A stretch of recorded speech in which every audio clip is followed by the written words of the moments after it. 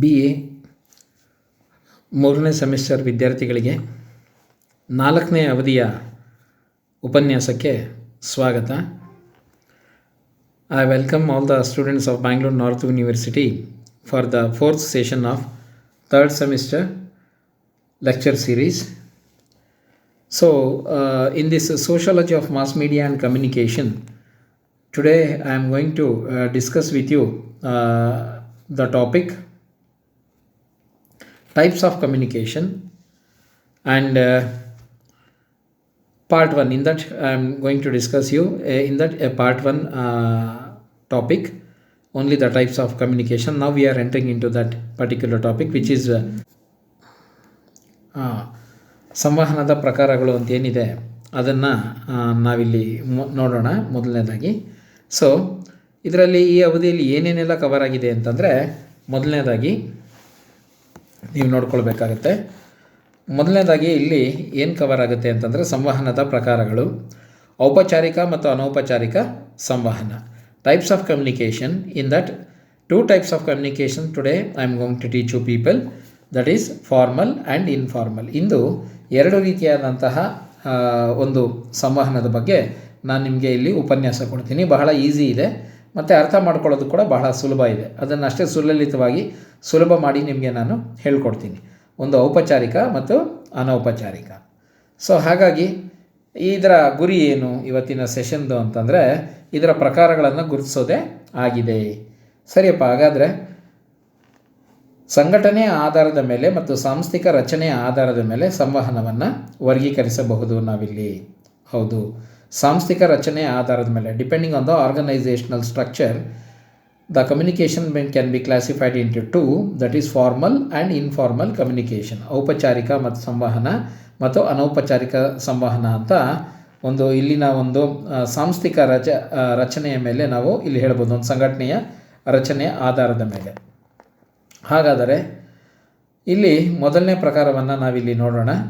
ಇಲ್ಲಿ ಮೊದಲನೇದಾಗಿ ಔಪಚಾರಿಕ ಸಂವಹನ ಅಂತ. ಔಪಚಾರಿಕ ಸಂವಹನ ಅಂತಂದರೆ ಏನು?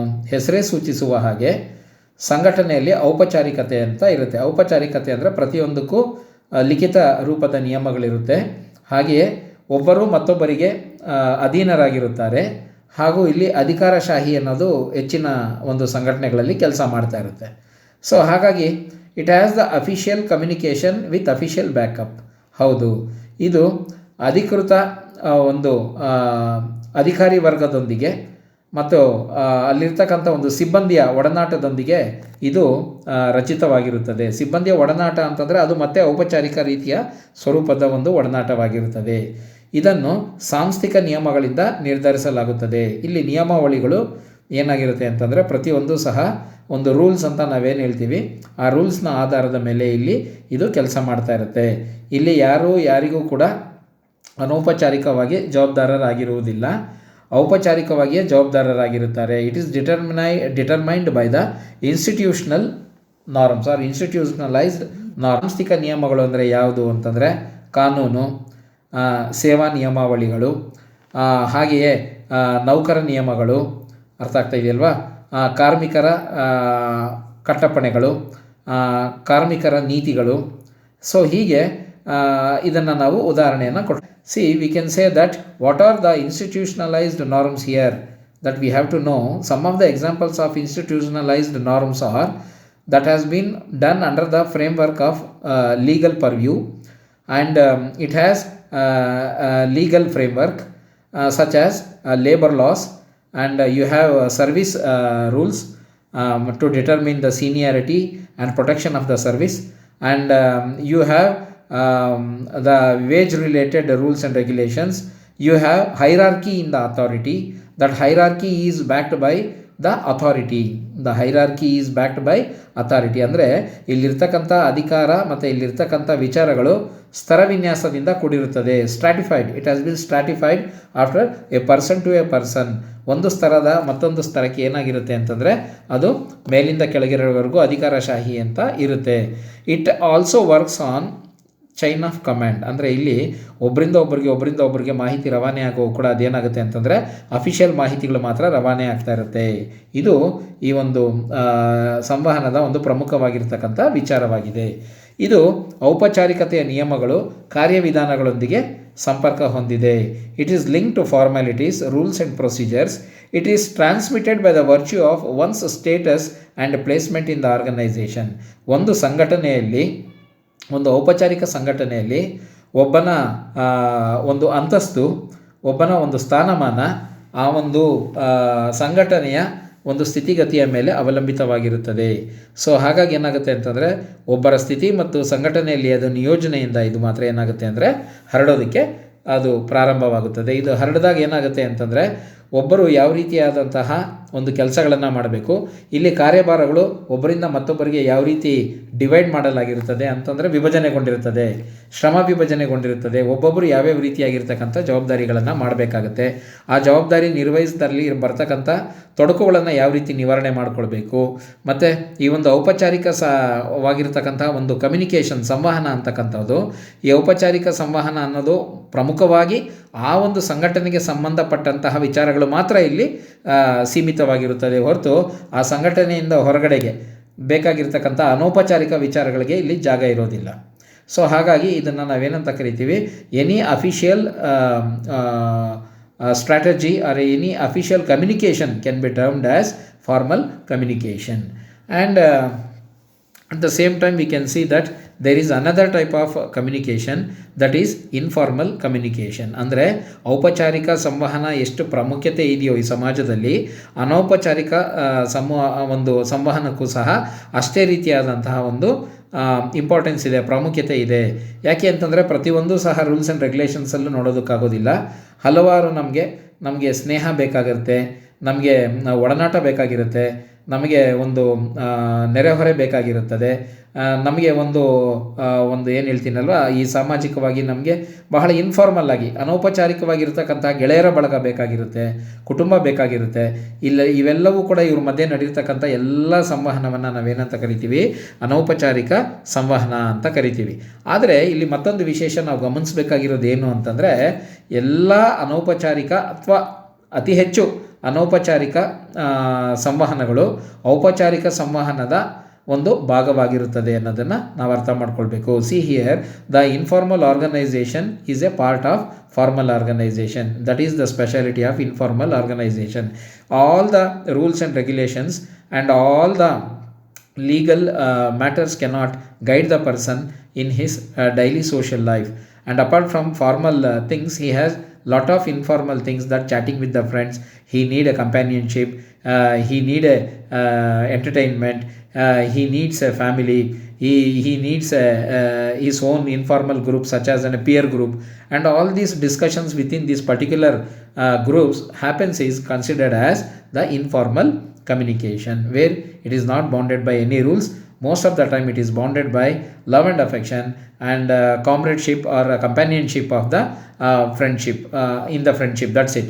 So here it has been predominantly dominated by language sentiment, the caste sentiment and the nativity, and that the persons belonging to the particular territorial aspect, friendship, and at the same time enmity may also be considered as an informal kind of communication here. So informal communication many times may work more effectively than the formal communication. ಎಷ್ಟೋ ಸಾರಿ ಅನೌಪಚಾರಿಕ ಸಂವಹನವು ಔಪಚಾರಿಕ ಸಂವಹನಕ್ಕಿಂತ ಹೆಚ್ಚಾಗಿ ಅದು ಕೆಲಸ ಮಾಡೋದಕ್ಕೆ ಅದು ಇಲ್ಲಿ ಅನುಕೂಲಕರವಾಗಿರುತ್ತದೆ. ಸೊ ಹಾಗಾಗಿ ಏನಾಗುತ್ತೆ ಅಂತಂದರೆ, ಅನೌಪಚಾರಿಕ ಸಂವಹನ ಇದರಿಂದ ನಾವೇನು ಹೇಳ್ಬೋದು ಅಂತಂದರೆ, it is very very effective form of communication. ಅಂದರೆ ಅನೌಪಚಾರಿಕ ಸಂವಹನವು ಅತ್ಯಂತ ಪರಿಣಾಮಕಾರಿಯಾಗಿರ್ತಕ್ಕಂತಹ ಒಂದು ಸ್ವರೂಪದಾಗಿರುತ್ತದೆ. ಇದು ಗಣನೀಯ ವೇಗದಲ್ಲೂ ಕೂಡ ಹರಡುತ್ತದೆ. It transmits very fastly, quickly and swiftly among the people, because there is no lot of rules and regulations. It will be in a simple language and lucid language, so the people can understand, and it can be transmitted very quickly in the society also. And communications, you can see here, it can be two-folded.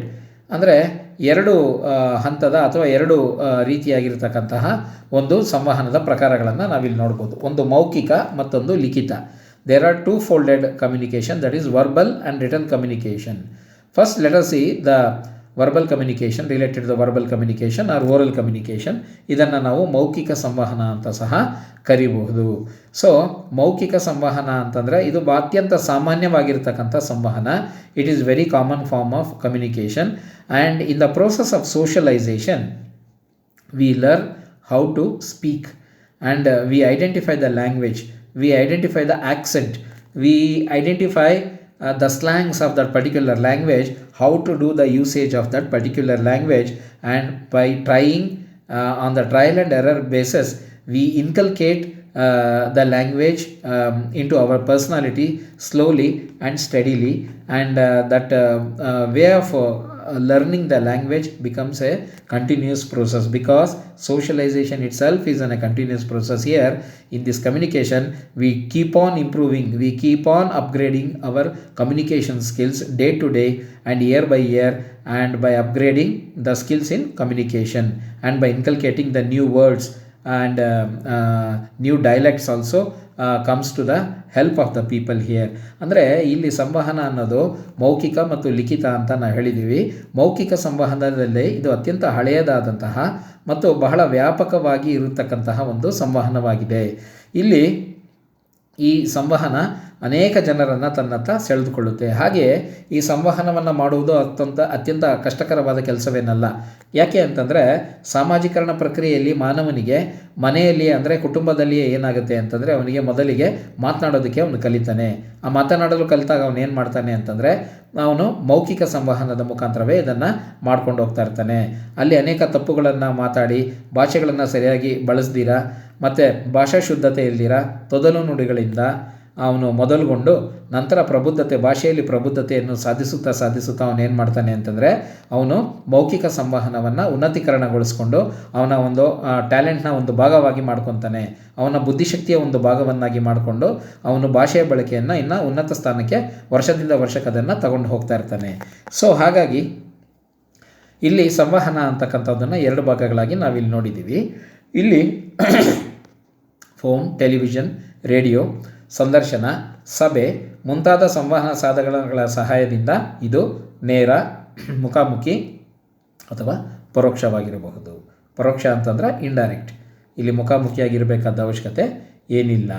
So ಹಾಗಾಗಿ today we are using lot of communication media, what I am doing now and what I am giving you, the video classes, the Zoom classes, the online classes, and all these things are what do you call as an indirect communication, but it is also a very effective communication, students, that we have to remember, because through indirect communication also we can reach a vast number of peoples due to the intervention of digital media today.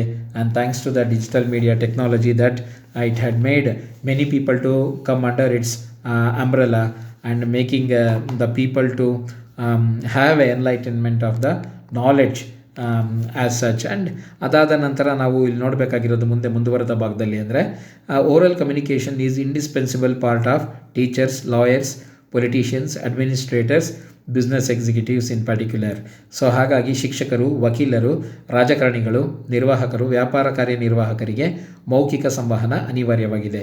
ಅಂದರೆ ಇಲ್ಲಿ ಹೇಳಿರೋಷ್ಟೇ ಅಲ್ಲ, ನನ್ನನ್ನು ಕೇಳಿದ್ರೆ ಪ್ರತಿಯೊಬ್ಬ ಮಾನವನಿಗೂ ಈ ಒಂದು ಸಂವಹನ ಅಂತಕ್ಕಂಥದ್ದು ಬಹಳ ಮುಖ್ಯ. ಅದರಲ್ಲೂ ಮೌಖಿಕ ಸಂವಹನ ಅದು ತುಂಬ ಇಂಪಾರ್ಟೆಂಟ್ ಆಗಿರ್ತಕ್ಕಂತಹ ಪಾತ್ರವನ್ನು ವಹಿಸುತ್ತದೆ. ಮಾನವ ಸಂಬಂಧಗಳನ್ನು ಗಟ್ಟಿಗೊಳಿಸೋದ್ರಲ್ಲಿ, ಮಾನವ ಸಂಬಂಧಗಳನ್ನು ಮುರಿದು ಹಾಕುವಲ್ಲೂ ಕೂಡ ಈ ಮೌಖಿಕ ಸಂವಹನ ಬಹಳ ಪ್ರಮುಖವಾದ ಪಾತ್ರವನ್ನು ವಹಿಸುತ್ತದೆ. ಆದ್ದರಿಂದ ಈ ಮೌಖಿಕ ಸಂವಹನವನ್ನು ನಾವು ಆದಷ್ಟು ಪ್ರಭಾವಶಾಲಿಯಾಗಿ, ಆದಷ್ಟು ಮನೋಜ್ಞವಾಗಿ ಇದನ್ನು ನಾವೇನು ಮಾಡಬೇಕು ಅಂತಂದರೆ ನಾವು ಬಳಕೆ ಮಾಡಬೇಕಾಗತ್ತೆ. ನಮ್ಮ ಎದುರುಗಡೆ ನಿಂತಿರ್ತಕ್ಕಂಥ ವ್ಯಕ್ತಿಗಳಿಗೆ ನಮ್ಮ ಮೌಖಿಕ ಸಂವಹನದಿಂದ ಸೆಳೀತಕ್ಕಂತಹ ಒಂದು ಅಬಿಲಿಟಿಯನ್ನು ಬೆಳೆಸ್ಕೊಳ್ಬೇಕಾಗುತ್ತದೆ. ಮೌಖಿಕ ಸಂವಹನ ಅಂತಕ್ಕಂಥದ್ದು ಇವತ್ತಿನ ದಿವಸ ತುಂಬ ಇಂಪಾರ್ಟೆಂಟ್ ಆಗಿದೆ. ಮೌಖಿಕ ಸಂವಹನದಿಂದ ಸಮಾಜದಲ್ಲಿರ್ತಕ್ಕಂಥ ಅನೇಕ ಸಂಸ್ಥೆಗಳನ್ನು ಕೂಡ ನಾವು ಕಟ್ಟೋದಕ್ಕೆ, ಬೆಳೆಸೋದಕ್ಕೆ ಮತ್ತು ಜ್ಞಾನಾರ್ಜನೆಯನ್ನು ಮಾಡೋದಕ್ಕೆ ಬಹಳ ಸಹಾಯ ಮಾಡುತ್ತದೆ ಅಂತ ಹೇಳಬಹುದು. ಹಾಗೆ ಲಿಖಿತ ಸಂವಹನದ ಬಗ್ಗೆ ನಾವು ಮಾತಾಡಬೇಕಾದ್ರೆ ಲಿಖಿತ ಸಂವಹನ ಇಲ್ಲಿ ಒಂದು ಇಲ್ಲಿ ವಿಚಾರ ಬಹಳ ಇಂಪಾರ್ಟೆಂಟ್ ವಿಚಾರ ನಾವಿಲ್ಲಿ ಅರ್ಥ ಮಾಡ್ಕೊಳ್ಬೇಕಾಗಿರೋದು ಅಂತಂದರೆ ಇದು ಈ ಒಂದು ಲಿಖಿತ ಸಂವಹನ ಮಾಡೋದಕ್ಕೆ ಏನಾಗುತ್ತೆ ಅಂತಂದರೆ ಇಲ್ಲಿ ಕಳಿಸುವವರು ಮತ್ತು ಸ್ವೀಕರಿಸುವವರು ಇಬ್ಬರು ಕೂಡ ಸಾಕ್ಷರರಾಗಿರಬೇಕು. They both should be literates. ಸಾಕ್ಷರರಾಗಿದ್ದರೆ ಮಾತ್ರ, ಅಕ್ಷರ ಜ್ಞಾನ ಇದ್ದರೆ ಮಾತ್ರ ಇದನ್ನು ನಾವು ಮಾಡೋದಕ್ಕೆ ಆಗುತ್ತೆ. ಸೊ ಹಾಗಾಗಿ ಪದಗಳು ಪರಸ್ಪರ ಸಂಪರ್ಕದಲ್ಲಿರುತ್ತವೆ ಮತ್ತು ಇತರರೊಂದಿಗೆ ಸಾಮಾನ್ಯವಾದದ್ದನ್ನು ಮಾತನಾಡುತ್ತದೆ. The words will get in touch with each other and speak something in common with others to. ಅದನ್ನು ಕೂಡ ನಾವಿಲ್ಲಿ ಅರ್ಥ ಮಾಡ್ಕೊಳ್ಬೇಕು. ಸೊ ನೆಕ್ಸ್ಟ್ ಇಲ್ಲಿ ಏನಾಗುತ್ತೆ ಅಂತಂದರೆ ಲಿಖಿತ ಸಂವಹನದಲ್ಲಿ ಮಾಹಿತಿಯನ್ನು ಸೂಚಿಸೋದಕ್ಕೆ, ಹಂಚಿಕೊಳ್ಳೋದಕ್ಕೆ, ಅರ್ಥ ಮಾಡಿಕೊಳ್ಳಲು, ಪ್ರಸಾರ ಮಾಡಲು, ವಿಮರ್ಶೆ ಮಾಡಲು ಮತ್ತು ಸಂಗ್ರಹಿಸಲು ಇದನ್ನು ಬಳಸ್ಬೋದು. This written communication can be used to instruct, share, understand, disseminate, review and store the information also. All these things are very important part of today's literary world, because the people do speak with many people through the documents, through the articles, through the writings, and this is an important vehicle. The written communication is an important vehicle to convey the messages to the various people, even though if they are not known to us. So it includes notice, agreements, articles, contracts, appointments, books, magazines et cetera. ಇದು ಸೂಚನೆ, ಒಪ್ಪಂದಗಳು, ಲೇಖನಗಳು, ನೇಮಕಾತಿಗಳು, ಪುಸ್ತಕಗಳು, ಪತ್ರಿಕೆಗಳು, ಪಾಂಪ್ಲೆಟ್ಗಳಿರ್ಬೋದು, ಕೈ ಬರಹಗಳಿರ್ಬೋದು, ಇವುಗಳೆಲ್ಲವೂ ಮುಖಾಂತರ ಇವೆಲ್ಲವನ್ನು ಕೂಡ ಒಳಗೊಂಡಿರುತ್ತದೆ. ಇದರ ಒಂದು ಮುಖ್ಯವಾಗಿರ್ತಕ್ಕಂಥ ಅಡ್ವಾಂಟೇಜ್ ಏನು ಅಂತಂದರೆ ನಮಗೆ ಪರಿಚಯವಿಲ್ಲದವರನ್ನು ಕೂಡ ನಾವು ತಲುಪಬಹುದಾಗಿದೆ ಈ ಒಂದು ಲಿಖಿತ ಸಂವಹನದ ಮೂಲಕ. ಸೊ ನಾವಿವತ್ತು ದಿನಪತ್ರಿಕೆಗಳನ್ನು ನೋಡ್ತಾ ಇದ್ದೀವಿ, ಬೇರೆ ಬೇರೆ ರೀತಿಯಾದಂತಹ ಉತ್ತಮವಾಗಿರ್ತಕ್ಕಂಥ ಗ್ರಂಥಗಳನ್ನು ನೋಡ್ತಾ ಇದ್ದೀವಿ, ಕೃತಿಗಳನ್ನು ನೋಡ್ತಾ ಇದ್ದೀವಿ. ಇದು ಅನೇಕ ಜನರನ್ನು ತಲುಪ್ತಾ ಇದೆ. ಬಟ್ ಇಲ್ಲಿ ಒಂದು ರೂಲ್ಸ್ ಏನು ಅಂತಂದರೆ ಇದು ಬಹಳ ಇಂಪಾರ್ಟೆಂಟಾಗಿ ನಾವು ಅರ್ಥ ಮಾಡ್ಕೊಳ್ಬೇಕಾಗಿರೋದು ಅಂತಂದರೆ ಇಲ್ಲಿ ಅಕ್ಷರ ಜ್ಞಾನ ಇದ್ದವರಿಗೆ ಮಾತ್ರ ಇಲ್ಲಿ ಹೆಚ್ಚಿನ ಒಂದು ಅನುಕೂಲ ಇದೆ ಅಂತ ನಾವಿಲ್ಲಿ ಅರ್ಥ ಮಾಡ್ಕೊಳ್ಬೇಕಾಗಿದೆ. ಸೊ ಕೊನೆಯದಾಗಿ ಈ ಒಂದು ಚಾಪ್ಟರ್ನ ಕೊನೆ ಭಾಗವಾಗಿ ನಾವೀಗ ನೋಡಿ ಇಲ್ಲಿ ಬಹು ವಸ್ತುನಿಷ್ಠ ಪ್ರಶ್ನೆಗಳಿಗೆ ಬರ್ತಾ ಇದ್ದೀವಿ, ಮಲ್ಟಿಪಲ್ ಚಾಯ್ಸ್ ಕ್ವೆಶ್ಚನ್ಸ್ ಅಂತ. ಅದರಲ್ಲಿ formal communication is related to, ಔಪಚಾರಿಕ ಸಂಬಂಧವು ಕೆಳಗಿನ ಯಾವುದಕ್ಕೆ ಸಂಬಂಧಿಸಿದೆ? ನೋಡಿ ಆನ್ಸರ್ ಅಲ್ಲೇ ಕಾಣ್ತಾ ಇದೆ ನಿಮಗೆ. ನಿಯಮಗಳು, ಶಬ್ದ, ಔಪಚಾರಿಕತೆ ಅಂತಂದರೆ ಇಲ್ಲಿ ಔಪಚಾರಿಕತೆ ಅಂತಲೇ ಇಲ್ಲಿ ಆನ್ಸರ್ ಹೇಳಬೇಕಾಗುತ್ತೆ. Formal communication is related to formality. So everything is official, there is nothing called as an unofficial. So informal communication happens in which of the following things? There are 4 points. ಅನೌಪಚಾರಿಕ ಸಂವಹನವು ಈ ಕೆಳಕಂಡ ಯಾವ ಅಂಶದಲ್ಲಿ ನಡೆಯುತ್ತದೆ? ಕಚೇರಿ ಗುಂಪಿನಲ್ಲಿ, ಸ್ನೇಹಿತರ ಗುಂಪಿನಲ್ಲಿ, ಆಡಳಿತ, ಆಸ್ಪತ್ರೆ. ಈಗಾಗಲೇ ನಿಮ್ಗೆ ಆನ್ಸರ್ ಗೊತ್ತಾಗಿರುತ್ತೆ, ಭಾಳ ಸುಲಭ. ಇದೇನು ಹೇಳುತ್ತೆ ಅಂತಂದರೆ ಇಲ್ಲಿ ಸ್ನೇಹಿತರ ಒಂದು ಗುಂಪಿನಲ್ಲಿ ಅಂತ ಹೇಳುತ್ತೆ. ಸೊ ಇದು 2 ಪ್ರಶ್ನೆಗಳಾದರೆ ನೆಕ್ಸ್ಟು ಪ್ರಶ್ನೆ ಇಲ್ಲಿ ನೀವು ನೋಡಿ, informal communication is based on ಅಂತಂದರೆ ಅನೌಪಚಾರಿಕ ಸಂವಹನ ಈ ಕೆಳಗಿನ ಯಾವ ಆಧಾರದ ಮೇಲೆ ರೂಪುಗೊಳ್ಳುತ್ತದೆ? Friendship, language, region, all the above. ಸ್ನೇಹ, ಭಾಷೆ, ಪ್ರಾದೇಶಿಕತೆ. ನೀವು ಆನ್ಸರ್ ಈಗಾಗಲೇ ಕಾಣಿಸಿರುತ್ತೆ ನಿಮಗೆ. ಸೊ ಇಲ್ಲಿ D answer, all the above ಅಂತ ನೀವು ಗುರುತು ಮಾಡಬೇಕಾಗತ್ತೆ. Formal communication is link to, ಔಪಚಾರಿಕ ಸಂವಹನವು ಈ ಕೆಳಗಿನ ಯಾವುದರೊಂದಿಗೆ ಸಂಪರ್ಕ ಹೊಂದಿರುತ್ತದೆ ಅಂತಂತಂದರೆ ನಿಮಗೆ ಬಹಳ ಈಸಿಯಾಗಿ ಅರ್ಥ ಆಗುತ್ತೆ. ಅದಕ್ಕೆ ಆನ್ಸರ್ ಬಂದ್ಬಿಟ್ಟು ಸಿ, ಎ ಆ್ಯಂಡ್ ಬಿ ಅಂತಲೇ ಹೇಳ್ಬೋದು. ಕರೆಕ್ಟ್, ಎ ಆ್ಯಂಡ್ ಬಿ ಅಂತಂದರೆ 2 ಕೂಡ ಆಗುತ್ತೆ. ಫಾರ್ಮಾಲಿಟೀಸ್, ಔಪಚಾರಿಕತೆಯೂ ಆಗುತ್ತೆ, ನಿಯಮಗಳು ಸಹ ಆಗುತ್ತೆ ಇಲ್ಲಿ ಅಂತ ಅರ್ಥ ಮಾಡ್ಕೊಳ್ಬೇಕು. ಇದಕ್ಕೆ ಮೂಲ ನೋಡಿ ಇಲ್ಲಿ ಗ್ರಂಥಋಣದ ಬಗ್ಗೆ ಒಂದು ಕೊಟ್ಟಿದ್ದೀವಿ. ಇಲ್ಲಿ ಈ sociological perspective of C.W. Mills, Random House Publication, New Delhi, Media of Mass Communication, John Vivian, Pearson college publication, 2012 edition ಅಂತಂದರೆ ಆವೃತ್ತಿ ಅಂತ ಹೇಳ್ಬೋದು. ಇದಿಷ್ಟೇ ಅಲ್ಲ, ಇದೆಲ್ಲ ಇಂಗ್ಲೀಷ್ ಮೀಡಿಯಂ ಸ್ಟೂಡೆಂಟ್ಸ್ಗಾದರೂ ಸಹ ಕನ್ನಡ ಮೀಡಿಯಂ ಸ್ಟೂಡೆಂಟ್ಸು ನೀವು ಅನೇಕ ರೀತಿಯಾದಂತಹ ಆನ್ಲೈನ್ನಲ್ಲಿ ಶೋಧಗಂಗೆಗೆ ಹೋಗ್ಬೋದು. ಮತ್ತು ಇವತ್ತು ಸರ್ಕಾರಿ ಗ್ರಂಥಾಲಯ, ಸೆಂಟ್ರಲ್ ಲೈಬ್ರರಿ ಏನಿದೆ ಬ್ಯಾಂಗ್ಳೂರಿನಲ್ಲಿ, ಅದನ್ನು ಡಿಜಿಟಲ್ ಮಾಡಿದ್ದಾರೆ. ನಿಮ್ಮ ಮೊಬೈಲ್ಗಳಲ್ಲೇ ನೀವು ಸರ್ಕಾರಿ ಗ್ರಂಥಾಲಯ ಅಂತಲೇ ನೀವು ಅದನ್ನು ಡೌನ್ಲೋಡ್ ಮಾಡಿಕೊಂಡು ಇದಕ್ಕೆ ಬೇಕಾಗಿರ್ತಕ್ಕಂಥ ಎಲ್ಲ ಪುಸ್ತಕಗಳು, ಮಾಹಿತಿ ಕೂಡ ನಿಮ್ಗೆ ಅಲ್ಲಿ ಸಿಗುತ್ತೆ. ಇದನ್ನೆಲ್ಲ ನೋಡಿ ಸಹ ನೀವು ಅಲ್ಲಿ ಕಲ್ತ್ಕೊಳ್ಬಹುದು. ಸೊ ಇದಿಷ್ಟು ಇವತ್ತಿನ ಒಂದು ಸೆಷನ್ಗೆ ಸಂಬಂಧಪಟ್ಟಿರ್ತಕ್ಕಂಥ ವಿಚಾರ. ಇಲ್ಲಿಗೆ ನಾನು ಈ 4ನೇ ಅವಧಿಯ ಒಂದು ಉಪನ್ಯಾಸವನ್ನು ಇಲ್ಲಿಗೆ ನಾನು ನಿಲ್ಲಿಸ್ತಾ ಇದ್ದೀನಿ. ಮುಂದಿನ ತರಗತಿಗಳಲ್ಲಿ ಮತ್ತೆ ನಾವು ಭೇಟಿಯಾಗೋಣ.